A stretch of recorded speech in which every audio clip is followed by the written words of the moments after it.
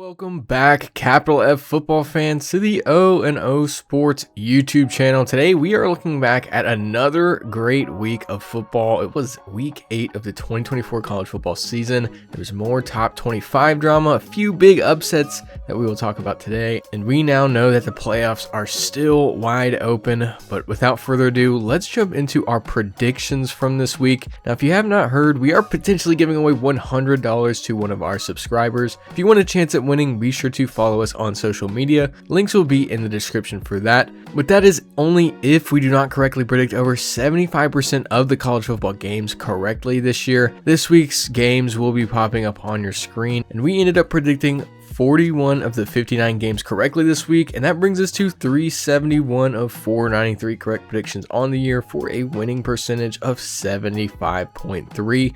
Still just barely over that 75% threshold. We still have a great shot at that $100, so be sure to follow us and stay tuned for our updates. Now, let's look at our big impact matchups from last week, starting with Nebraska at Indiana. We thought this one would be much closer than it was. We had Indiana winning 31-28, and Indiana absolutely smoked Nebraska 56-7. And it's time to start talking differently about Indiana. I mean, they went out and curb stomped a Nebraska team that isn't bad, all things considered. Nearly 500 yards of total offense, 8 yards per play, very efficient on third and fourth down, and +4 in the turnover margin. What a game for the Hoosiers. And for Nebraska, this was a bit of a come back to earth moment. You're not a bad team. I know you might think you are. You're just not great just yet either. Just trust the process. After next week, the schedule does loosen up a bit. You'll still go bowling most likely. You're just not going to be a 9 or 10 win team in year 2 under Matt Rule, but could very well be next year.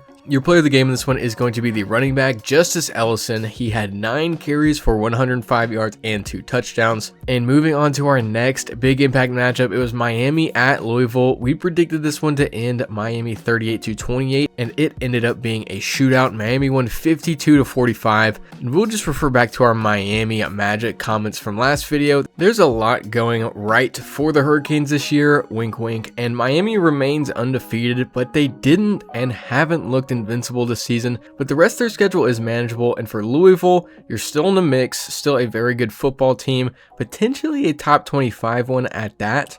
Your schedule, however, is unfortunately a lot less manageable. Your player of the game, though, for this one is the quarterback Cam Ward, 21-32 passing for 319 yards and 4 touchdowns. Now, let's look at Alabama at Tennessee. We predicted Bama to win this one 30-24, and Tennessee ended up pulling off the upset at home 24-17.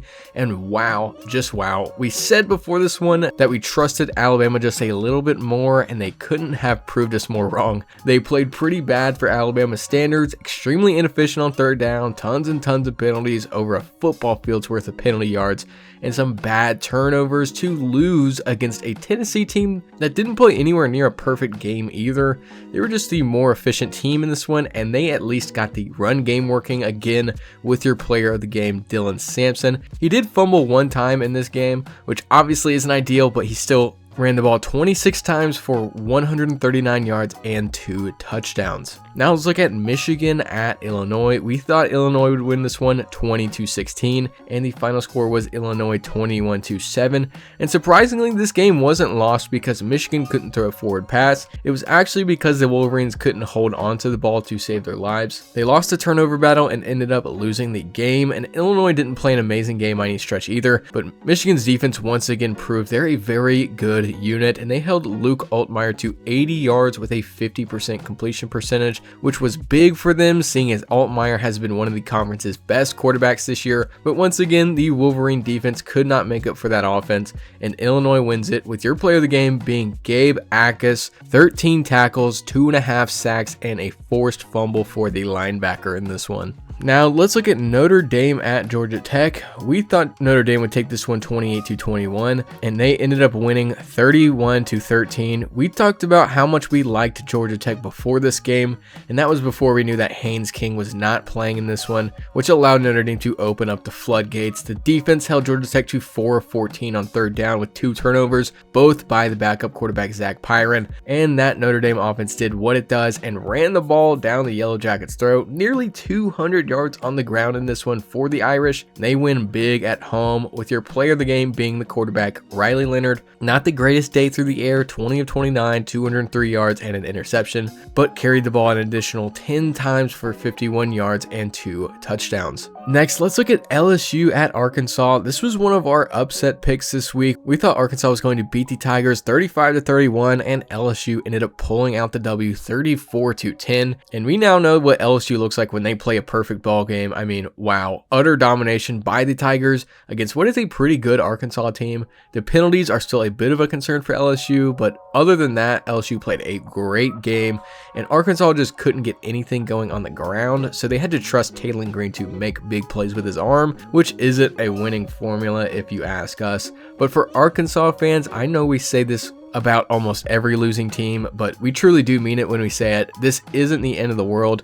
You still have a lot of winnable games on the schedule as long as you can be a bit more efficient on the ground and not force Taylor Green to take over football games. For your player of the game, it was a tough one. Caden Durham had a great day rushing the ball for the Tigers, but we're actually going to give this one to linebacker Whit Weeks. 9 tackles, a tackle for loss, a sack, an interception, a pass defense. He really was all over that Arkansas offense and was a huge difference maker for the Tigers in this one. And now let's look at the O&O Sports game of the week. It was Georgia at Texas. We thought Texas would win this one pretty easily, 35-27, and it was Georgia who ended up winning this one pretty easily, 30-15. Coming into this one, we obviously thought Texas would win, but we said if Carson Beck had a masterclass, we thought the Bulldogs had a great shot to win this one as well, and he absolutely did not, throwing 175 yards and 3 interceptions, but the Bulldogs did end up winning this game. Both teams looked incredibly inefficient on offense,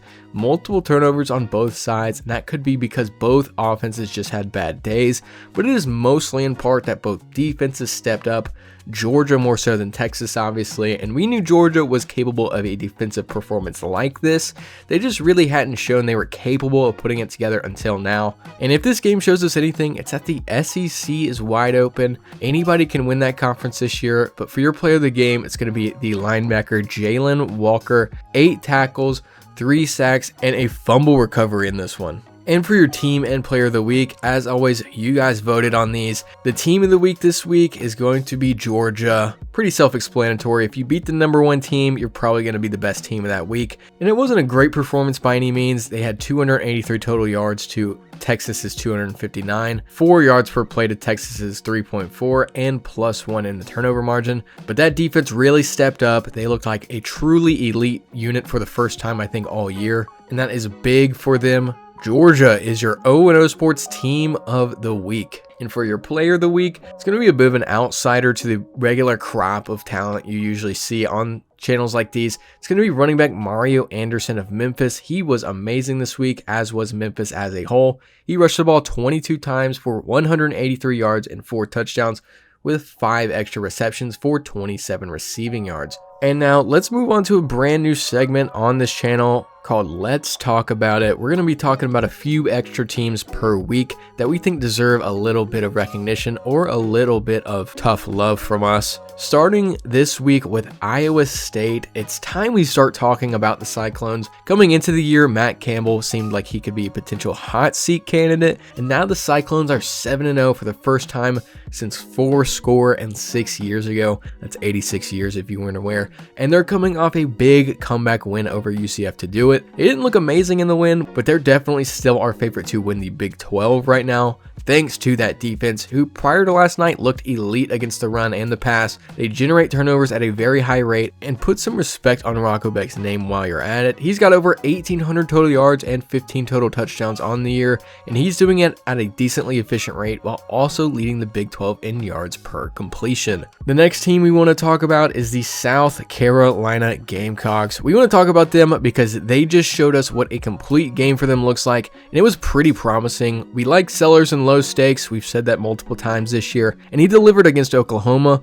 Will be interesting to see, though, if he can step up when the lights are the brightest. South Carolina overall has been pretty volatile, but we want to give them credit here specifically because of their performance against Oklahoma. They have the means to win multiple games this year, 7-8 winnable games on their schedule. They just need Shane Beamer to get more consistent results out of his guys. Very dangerous team, very talented team, but also still fairly inefficient as a whole, but we're still going to be relatively high on them until they prove they don't deserve it. And last, let's talk about USC. The Trojans have really thrown a wrench in our spokes this year. They are the most unpredictable team in the sport, we'll just say it.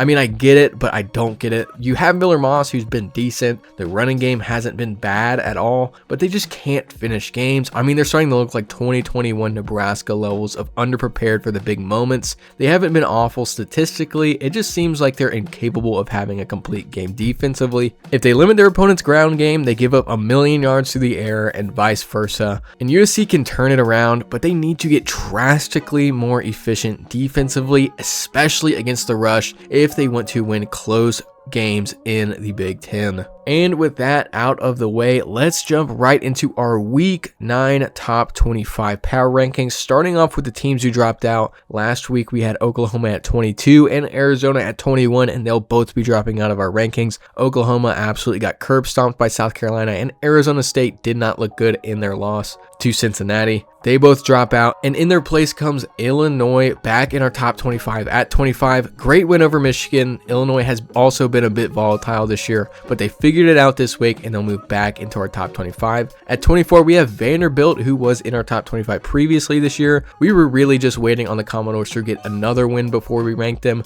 Not a great win over Ball State, but they deserve it. Not sure how long it'll last, but for now, we have them at 24. At 23 and 22, we have Army and Navy both moving up 2 spots after great performances from both teams this weekend. 21, we have SMU moving up 2 spots for much of the same reason. 20, we have Missouri moving down a spot. We just don't feel good about them overall anymore. We don't feel like we need to move them out of the top 25 yet, but they've not looked like a top 25 at all so far in our opinion. Jumping them, we have Kansas State at 19. They had a huge win over a West Virginia team that hasn't been amazing this season. At 18 and 17, we have Pitt and Boise State, who were on bye weeks this week. They'll sit still. And at 16, we have Ole Miss dropping 3 spots. Bit of a correction on our part. We know they were on a bye week, so it might seem unfair, but the teams above them have the better resumes to jump them, so this week they will. And Alabama drops all the way to 15 in our ranking. Seems a little harsh, but with them losing and other teams looking very good in wins this week, they will move down 5 spots. Feels weird, feels wrong, but Alabama is 15th this week. At 14, we have Texas A&M moving up a spot. A shockingly close win over Mississippi State. One of our TikTok commenters actually predicted that one pretty accurately, so shout out to Nick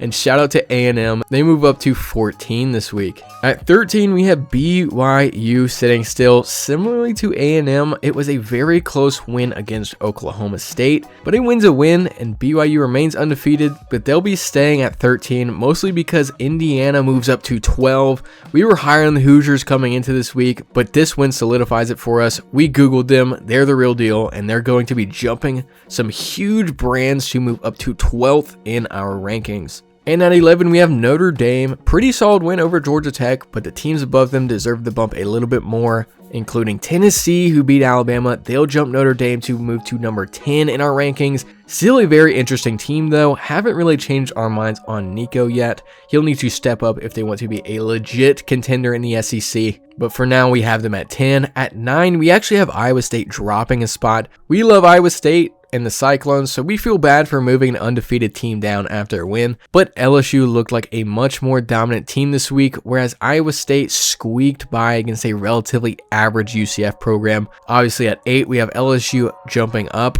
and at 7, we have Clemson sitting still for another week. Another great win over what is a pretty poor conference opponent in Virginia. At 6, we also have Miami sitting still yet again, still side-eyeing you guys. Another week of Miami shenanigans, but another win nonetheless. So they'll sit still again this week, just like Penn State, who was on a bye at 5.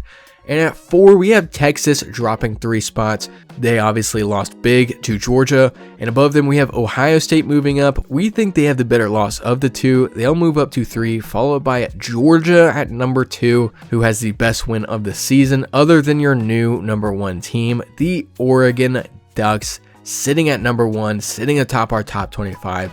at the peak of the college football world. It really does bring a tear to my eye seeing Oregon atop this list. They deserve it. Dan Lanning deserves it. They're a great squad who had another great win this weekend to remain undefeated, and they're going to be your new #1 team this week. And thank you for watching. If you enjoyed it, be sure to like and subscribe. Be sure to tune in later this week for our Week 9 preview. Should be a good one. Should be yet another good week of football, and we will see you there.